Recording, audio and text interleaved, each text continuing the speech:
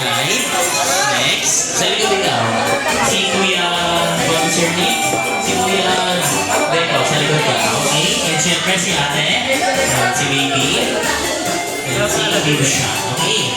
And now, for this game is what we call the Fairy Tale Land Road to Castle. So for this game, syempre, bibigyan tayo ni Kuya Clyde ng mga magical beans. Okay, i-demonstrate mo na. Okay, sino nag-release ng Kuya Lester? Taas ang kamay, yung nakikinig. Okay, sino nakikinig? Okay, good. And now, syempre, so i-explain ni Kuya Lester and i-demonstrate ni Kuya Clyde. Okay, panoodin si Kuya Clyde. So for this game, meron tayong mga magical beans. And meron tayong okay, and after that, ayan, meron tayo mga picture ni Hetty, Twirly, Jollibee, and also the Fairy Tale and Castle. Ngayon, ang gagawin nyo lang dyan, ayan, kung nakita nyo dapat, makapunta tayo sa Fairy Tale and Castle. So for this, kay Hetty, meron kayong 2 points. Pag napunta yung beans nyo kay Hetty, 2 points. Again.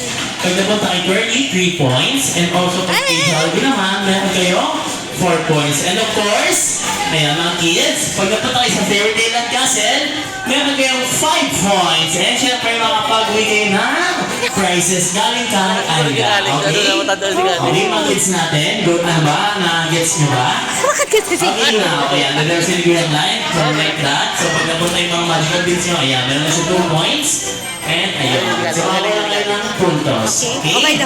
Okay, now let's try it kay Kuya. Kay Kuya Calix. Okay, Kuya Calix. Okay, put your magical beans to the castle. Go!